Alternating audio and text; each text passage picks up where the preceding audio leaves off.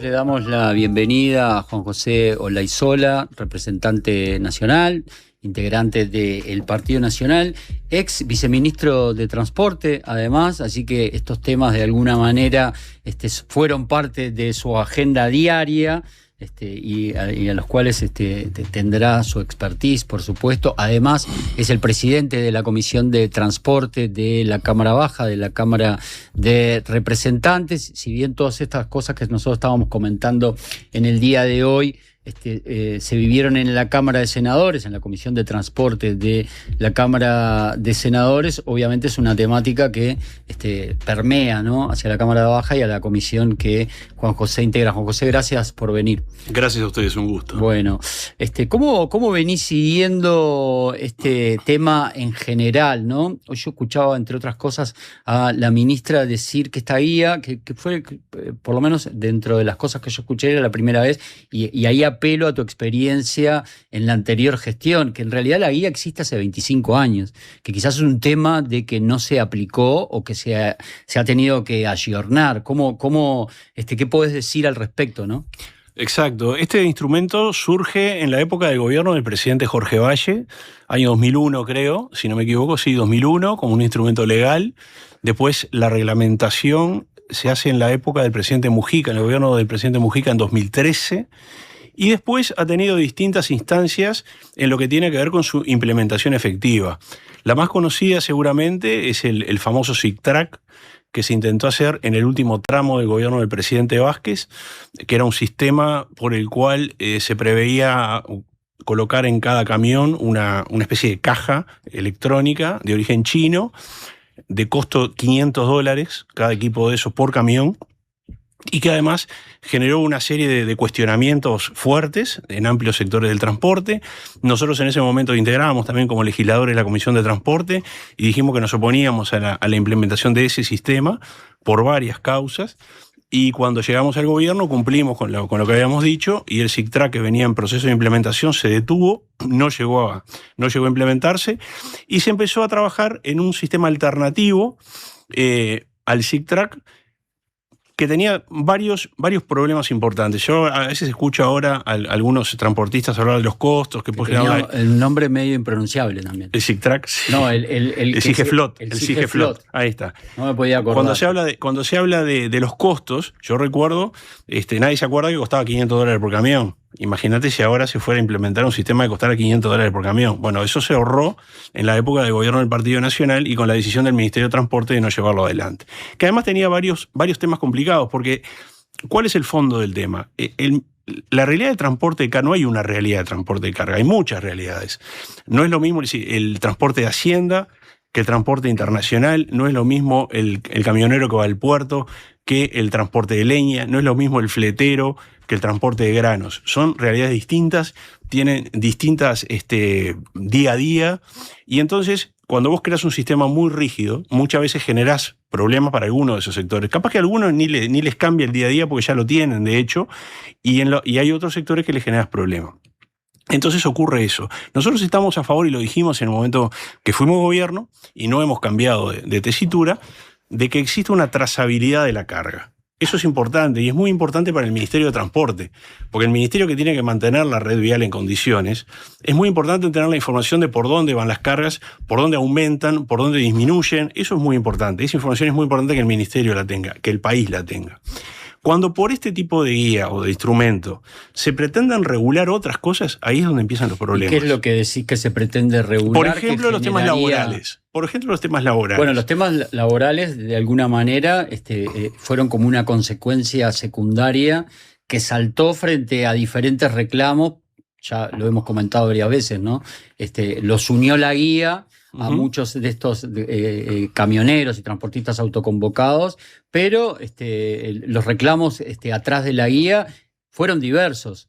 Incluso tenés que hasta dividirlo por regiones. Los de Nueva Palmira dicen una cosa, los de La Valleja dicen otra.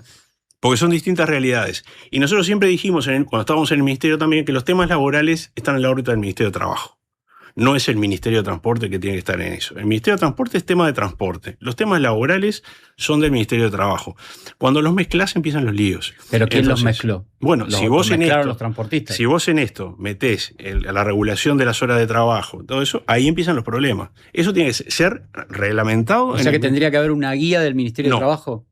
El Ministerio de Trabajo tiene todos los instrumentos para reglamentar cualquier área de actividad en materia laboral, y es el cometido, no es el del Ministerio de Transporte. El Ministerio de Transporte tiene que regular el transporte, tiene que regular por qué ruta se llevan las cargas. Esa es la actividad del Ministerio de Transporte. Que esta guía también tiende a regular esos aspectos. Tiene todo lo que tiene que ver con la trazabilidad. El transporte de carga, exactamente. Y saber qué cargas circulan por qué rutas, de dónde va, origen, destino. Todo eso tiene que regularlo. O sea que vos no estás en contra de la guía, sino quizás como las intergremiales que están a favor o el Subtra que está a favor, estás a favor de una guía con modificaciones tal cual como está planteada. Exacto, yo creo que tiene que haber una trazabilidad de la carga, a mí me parece natural eso y me parece positivo. Lo que hay que tener en cuenta también, por ejemplo, que vos no podés, porque no todas las empresas tienen la misma cantidad de empleados, no tienen la posibilidad de generar una infraestructura para hacerlo. Vos, por ejemplo, si vas a llenar la guía de carga como se pide, deberías poner la matrícula del camión o el padrón y generarte la información del camión automáticamente, que ya está cargada en el sistema. No puedes, por ejemplo, pedir que en cada carga tengas que estar poniendo todos los datos del camión, porque de repente una empresa que hace 3-4 viajes por día, de acuerdo a las distintas realidades que tiene el transporte de carga, vos no le podés pedir que el camionero, de repente una empresa que tiene 2 camiones, que esté haciendo 4 o 5 guías por día, con todos esos datos, simplificásela. Tampoco estamos de acuerdo en que una multa sean 50 UR, casi 100.000 pesos. Porque no se completó la guía, porque no se hizo. Me parece que tiene que haber multas, pero que tiene que haber multas razonables también, de acuerdo a lo que es la realidad de transporte de carga.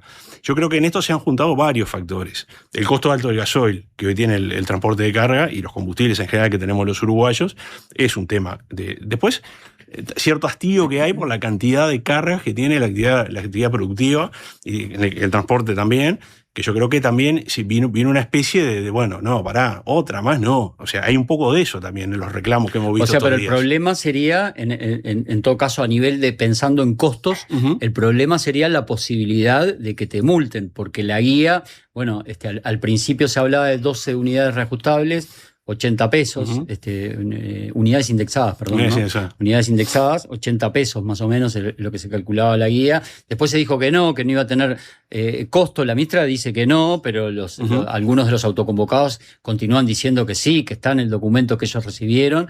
Pero entonces el problema económico no es la guía en sí, sino la multa por no llenarla o llenarla mal.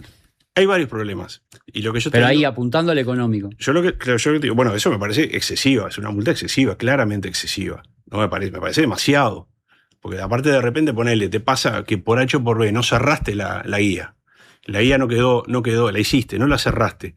No la finalizaste, quedó abierta y te genera una multa. Entonces, ese tipo de cosas, nosotros pedimos junto al diputado Mauricio Viera, hace 15 días, al Ministerio que se abriera una instancia de diálogo, que por suerte se abrió, porque me parecía que los plazos de implementación de la guía venían más rápido de las instancias de generar un consenso con los transportistas para poder implementarla.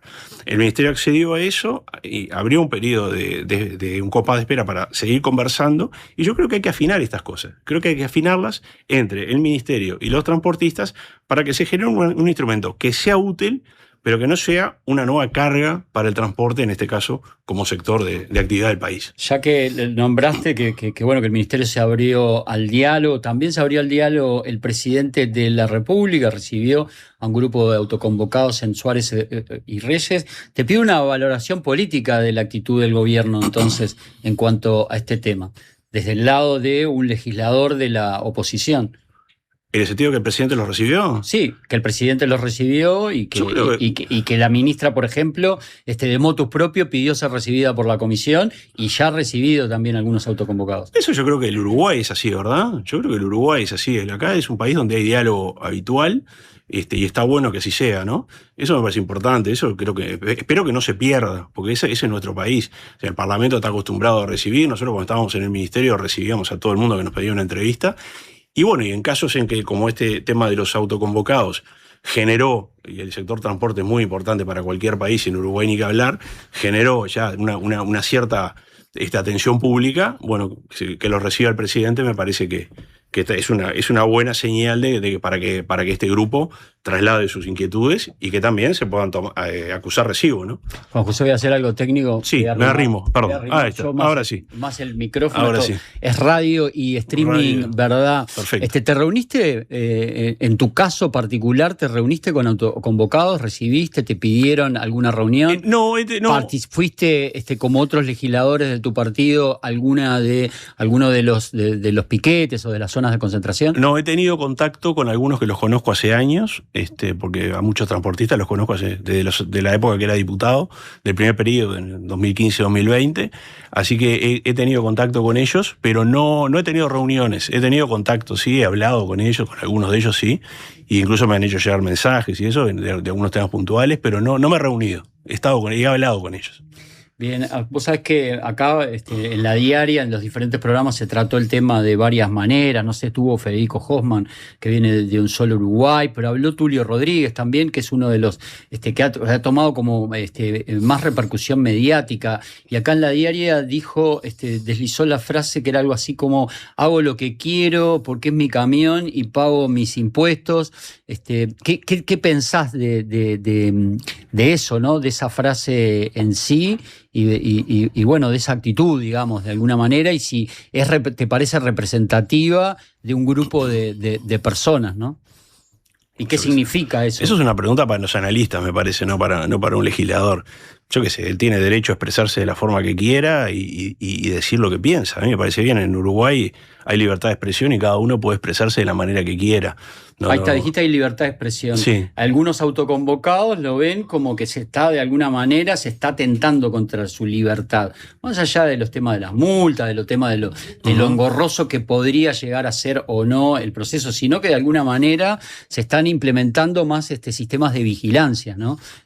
Por ejemplo, Tulio Rodríguez decía que si él quería ir a hacer mandados en el camión, podía hacer perfectamente mandados en el camión porque el camión era de él. O sea, hacia allí. Hay un tema, ¿te parece también que hay un tema que tiene que ver con la libertad de las personas? A ver, que haya me parece que vamos a no mezclar las cosas, ¿no? Que haya una trazabilidad de la carga a mí me parece bien. No me parece, yo no vi en ningún lado que se vaya a coartar la libertad de circular con un camión. Creo que no, eso no lo vi en ningún lado. No sé si ustedes lo vieron en algún lado, yo no lo vi en ningún lado. Lo que se está pidiendo es que se haga una guía de carga para cuando en los momentos que el camión circula cargado se sepa qué lleva, de dónde sale, a dónde va, cuál fue el viaje, por qué ruta fue. Es eso el tema. Me parece que otro tipo de temas, yo no he sentido por lo menos que haya otro tipo de... No, los propios autoconvocados, algunos de ellos, como este caso que te citaba, lo sienten de alguna manera... como de alguna manera están yendo contra las libertades individuales, ¿no? ¿Hay alguna cuestión media ideológica ahí, quizás? No sé cómo la ves. Te reitero, es una pregunta para un analista. Cada uno puede expresarse de la forma que sea. Tú me decís qué sienten ellos. Bueno, es para ellos la pregunta de qué sienten. Yo te digo el análisis que puedo hacer de la implementación de un sistema de trazabilidad de la carga, cuál ha sido la postura nuestra frente a distintos intentos de establecer este tipo de sistemas y qué estamos pensando del sistema que hay en la actualidad. Después cada uno tiene la libertad de expresarse como quiere, decir lo que siente, y obviamente que es distinta a la realidad que puede tener un transportista que tiene un camión que se sube todos los días o que tiene empleados que salen en un camión que la nuestra. Es decir, él está trasladando una impresión personal y tiene todo el derecho a trasladarla, ¿no? ¿Cómo ves la actitud negociadora de la intergremial a favor de la guía, la actitud de la intergremial del transporte, ¿no? La actitud del SUTCRA, el sindicato de los trabajadores del transporte, también a favor de la guía, en el caso de los trabajadores del transporte, pensando sí en esas cuestiones que vos decís que tienen que estar afuera de la guía, que son las laborales, ¿no? Pero para ellos son importantes. ¿Cómo ves? ¿Cuál es tu mirada ahí? No, bueno, la intergremial está hace años que está a favor de la guía. Estuvieron en la Comisión de Transporte de Diputados la semana pasada, estuvimos charlando con ellos. No vinieron por este tema, pero surgió el tema y estuvimos charlando. Ellos están a favor en principio de la implementación de la guía, pero como te digo, hay distintas visiones en el sistema, en el transporte de carga, porque hay distintas realidades, hay múltiples realidades. Entonces, una es la visión de la intergremial, que agrupa a determinadas gremiales de transporte, y otra es la visión de estos otros sectores que tienen una visión distinta y que la han expresado de esta forma, movilizándose, generando contacto con la prensa, con autoridades de gobierno. Yo creo que a mí no me sorprende esto, te digo, porque lo vivo de hace años. Son tan distintas las realidades de transporte que es natural que haya visiones muy distintas también. Federico Hoffman, que fue entrevistado aquí en la mañana de La Diaria, hablaba, y a ver si vos lo ves así también, hablaba de como que hay como 3 bloques. Uno es el de los institucionalizados, la intergremial, el subtra, ¿no? Gremios representativos. Otro, hay un grupo de transportistas que son subcontratados por los primeros, por la intergremial, y después están los transportistas, que la mayoría de estos están dentro de estos autoconvocados, que son los transportistas que trabajan ya en una situación, digamos, más desprotegida, no con contratos fijos de repente, sino que trabajan más en época de cosecha, que van a las chacras a sacar la soja, que tienen que pelear más el trabajo día a día, y ahí quizás están las inequidades más grandes. ¿Lo ves así en tu experiencia durante el ministerio? ¿También lo separás como lo separaba Hoffman de esa manera? No sé si haría esas 3 clasificaciones. Creo que hay múltiples realidades. Puede ser, no sé cómo la ve él, pero yo veo distintas realidades. También en los autoconvocados hay gremiales que están vinculadas a los autoconvocados. Así que a veces son distintas visiones, ya te digo, que obedecen a distintas realidades. También en determinadas zonas geográficas del país, de repente este grupo tiene más llegado o más adherentes que en otras, y además son realidades totalmente distintas, ya te digo, no tiene nada que ver de repente el transporte internacional, que está muy regulado y que compite con empresas de otros países y que son tomadores de precios y que tienen que tener cuidado justamente por esa competencia tan fuerte que tienen de empresas grandes de países vecinos, con de repente un transportista que trabaja en una chacra en zonas limítrofes del país, o el que va a cargar leña y de repente va y llueve y no puede entrar a la chacra y tiene que esperar varias horas. Y son realidades distintas, el que va al puerto, son realidades totalmente distintas, ¿verdad? Hacienda, por ejemplo, está muy regulado, el transporte de Hacienda está muy regulado, incluso muchos de los costos están asociados a una eventual suba del flete, es decir, han avanzado mucho en ese tema, es un transporte que está muy regulado y que, por ejemplo, una medida de este tipo no le cambia porque ellos ya están muy regulados hace años. Por eso te digo, son muy distintas las realidades. Y cualquier medida de esta la tenés que tomar en cuenta para avanzar en las distintas realidades tan distintas de transporte. ¿Te preocupaba cuando estabas en la subsecretaría el narcotráfico que se podía colar arriba de camiones de carga? ¿Era un foco de atención, digamos? Yo creo que a todo el Uruguay le debe preocupar, ¿no? Al Ministerio del Interior primero que nadie. Por eso son tan preocupantes las declaraciones del ministro Negro cuando asumió, que dijo que estaba perdida la lucha contra el narcotráfico, ¿no? Yo creo que esa es una actitud de brazos caídos muy, muy jorobada, no hay más para un ministro del Interior. Pero bueno, sin duda que hay que tener en cuenta eso. El puerto de Montevideo ha tenido en los últimos años distintos episodios de ese tipo, de salida de que han salido por acá cargamentos de droga en contenedores, mezclados con las cargas. Por suerte, muchos de ellos se han detectado, pero bueno, es un tema que está presente, que todos sabemos que está presente y que hay que combatirlo, y que hay que combatirlo con decisión y que hay que combatirlo con medidas concretas, ¿verdad? Y con actitud. Yo creo que la policía tenga respaldo necesario y que el ministro sea el primero que lo respalda, y que haya una política adecuada, que no se espere un año para hacer un plan de seguridad, como pasó con la gestión de este ministro.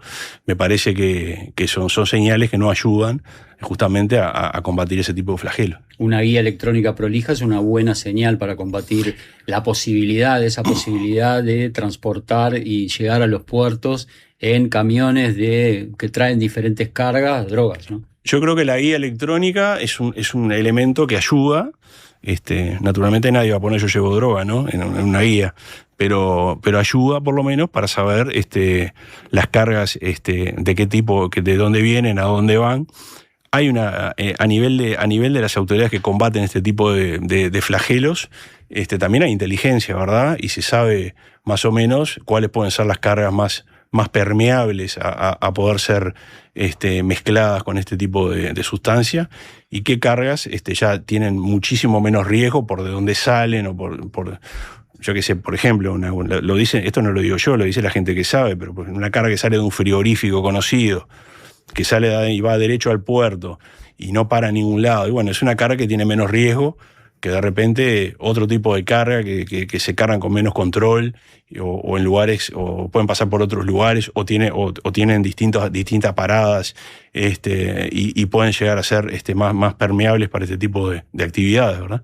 Son distintas, y obviamente que la aduana y el Ministerio del Interior, los organismos que son fiscalizadores y que persiguen este tipo de actividades, tienen claro cuáles son los sectores de más riesgo que otros, ¿no? Venís en estos días, en estas últimas horas, de votar en el Parlamento el acuerdo Mercosur-EFTA, que salió en el Senado por unanimidad, y ahora recién comentábamos que en diputados, salvo un par de votos, los de Identidad Soberana, fue votado por todos los legisladores. Y ayer justamente la subsecretaria de Relaciones Exteriores, aquí Valeria Zuccasi, sin referirse a cómo tenía que ser la guía, porque decía que eso no es un tema que le compete a su ministerio, decía que cuanto más acuerdos de comercio estemos negociando, más controles vamos a tener que tener, más controles vamos a tener que hacer. ¿Cómo pensás que le puede caer esta cuestión casi cultural a los camioneros y a este grupo de camioneros autoconvocados, ¿no? ¿En qué sentido? ¿Cómo decís? Y claro, a medida que el Uruguay pueda ir cerrando más acuerdos comerciales con diferentes sectores, ya sea la Unión Europea o el EFTA, el que se votó, más controles vamos a tener que tener. O sea, ahora estamos discutiendo una guía, pero quizás lleguen más controles aún. Pero a mí no me parece mal, no me parece mal que haya ya te digo, la trazabilidad de la carga. Yo no usaría la palabra control, la trazabilidad de la carga. A mí no me parece mal eso, a mí me parece positivo. Desde el arranque de la entrevista te lo digo y lo he dicho siempre, me parece positivo. Y obviamente que al firmar tratados hay cláusulas que pueden llevar a ese tipo de controles. Eso me parece bien, a mí me parece bien, porque aparte de Uruguay me parece que en eso tiene que ser muy transparente. Es decir, muy transparente. Eso, yo estoy de acuerdo con eso. Me parece positivo. Lo que hay que tener cuidado es que por tener una trazabilidad de la carga, o por tener saber el origen destino de las cargas, que es importante para el ministerio y para el país, no termine con que un tipo le erró al dedo y paga 100.000 pesos, un tipo que trabaja, es un laburante.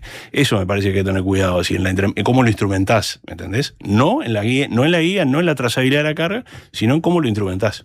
Quiero ir a un último aspecto del tema, el tema quizás más político. Te voy a pedir, Juan José, si te pones los auriculares. Hoy a la salida de la comisión del Senado, habló la senadora que participó además en esta comisión de transporte del Senado, recibiendo a la ministra Echeverri, recibiendo ayer a autoconvocados, recibiendo a gente del Suctra, la senadora del MPP, Betiana Díaz, y sobre el aspecto político del tema, a ver, Francisco, si la podemos escuchar, decía lo siguiente. Sí, se partidizó, diría yo. Se partidizó. Político es porque en realidad es muy casual que hayan invitado únicamente a los senadores de la oposición cuando recibieron aquí a los autoconvocados.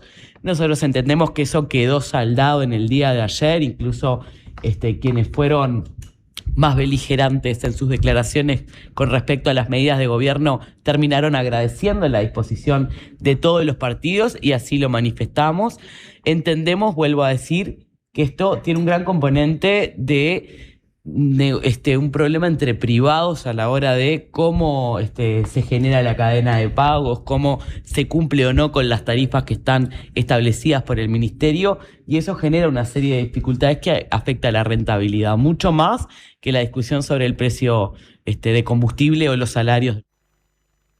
Y hay varios temas, pero el primero, en base a lo que decía la senadora Díaz, y que ella refería a la semana pasada, cuando a instancias de tu correligionario Rodrigo Goñi, el presidente de la Cámara de Diputados, y junto a un grupo de senadores del Partido Nacional y el senador además del Partido Colorado, Tabaré Viera, se recibió a un grupo de autoconvocados y nos invitó a legisladores del oficialismo, al menos eso es lo que argumentaron ellos o declararon ellos. Incluso ayer estuvo estuvo Pablo Intamuso acá, el vicepresidente, colega tuyo en esa comisión. ¿Para vos se partidizó, se politizó el tema? ¿Cuál es tu lectura? No, tengo entendido que en ese caso lo que hubo fue que ellos solicitaron ser recibidos a los dos presidentes de las cámaras y Rodrigo Goñi accedió. Tengo entendido también que fue después de la manifestación y fueron fuera de hora, no me acuerdo, fue ya en la nochecita que estuvieron en el Palacio y fueron recibidos con algunos legisladores, pero hubo algunos legisladores del Frente Amplio que cuestionaron eso, que Goñi no hubiera invitado a todos los partidos, pero me parece que fue medio informal porque ya te digo, ese día creo que fue el mismo día que pidieron ser recibidos después de la manifestación y surgió y los recibió, pero tengo entendido que no los recibió la vicepresidenta del Senado, que es del Frente Amplio. Tengo entendido que no, que fue solo el presidente de la Cámara que los terminó recibiendo. Pero me parece que no es un tema de fondo, porque en definitiva todos los que somos legisladores y queremos hablar con cualquier movimiento lo podemos hacer en Uruguay, todos conseguimos el teléfono del otro, o sea, en eso me parece que se quiso hacer sobre todo una puesta en escena e intentar mostrar como algo partidizado cuando no lo es. Creo que acá hay un reclamo que ha surgido de sectores de transporte que tienen razón en muchos de los aspectos, de repente en otros podemos tener matices, pero bueno, pueden hablar con lo que sea. Después lo recibió y el presidente no hizo cuestión a que habían tenido una reunión aparentemente partidizada unos días antes, se los recibió, los escuchó, o sea, me parece que me parece que son dardos de política pequeña y no tema de fondo. Me parece que acá lo importante es el tema de fondo. Juan José, cerramos este tema porque además se nos acabó el tiempo, pero no te quiero dejar ir porque hoy comentábamos la noticia que bueno que la dábamos en el informativo. Tiene que ver con Bustillo, que es asesor tuyo, según entiendo, en el Parlamento, asesor en temas internacionales. Incluso hay una nota del País hoy que cita que te asesoró bastante en todo el acuerdo Unión Europea-Mercosur y sobre este sumario que le ha iniciado el Ministerio de Relaciones Exteriores. No te voy a pedir una opinión sobre el sumario en sí, pero saber qué sabés, si eso afecta esa tarea que realiza Bustillo en comisión para vos, ¿no? En absoluto. Mira, te voy a decir lo que pienso del tema. El ex canciller Bustillo no fue a declarar en el sumario, asesorado por el abogado que es el doctor Del Piazzo, porque considera que no se le puede poner un sumario a un jerarca político. No corresponde hacer un sumario a un jerarca político. O sea, él en su momento respondió en tanto cargo político y no embajador de carrera, con la renuncia al cargo de canciller, que fue lo que pasó. Él tomó la decisión de renunciar y renunció y asumió la responsabilidad política. El doctor Del Piazzo está absolutamente convencido, y convengamos que es una autoridad en la materia, ¿no?, del derecho administrativo y del derecho público, que no se le puede hacer un sumario a un jerarca político. Y que en ese caso, por eso, no tiene que ir a declarar al sumario. Y la verdad que la decisión que tomó el canciller Lubetkin, a mí me parece ya a esta altura una persecución política. De quitarle 50% de sueldo porque no fue a declarar. Porque además esta posición él la ha expresado en las comparecencias que ha tenido ante la justicia contencioso administrativo, de lo contencioso administrativo.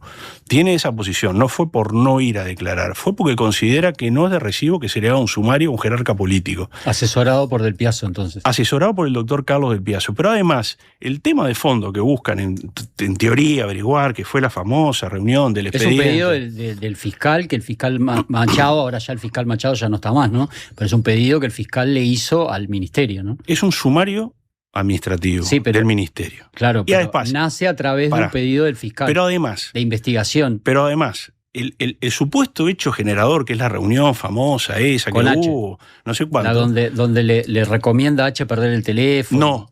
No. Es una reunión donde se habló de un expediente, no sé qué, en la torre ejecutiva, no sé qué. Él no estaba, se estaba yendo a Nueva Zelanda. No participó de esa reunión. Lo ha aclarado en la nota en El País, en una nota que yo creo que en Canal 12 también. No participó y se estaba yendo del país a Nueva Zelanda cumpliendo funciones como canciller.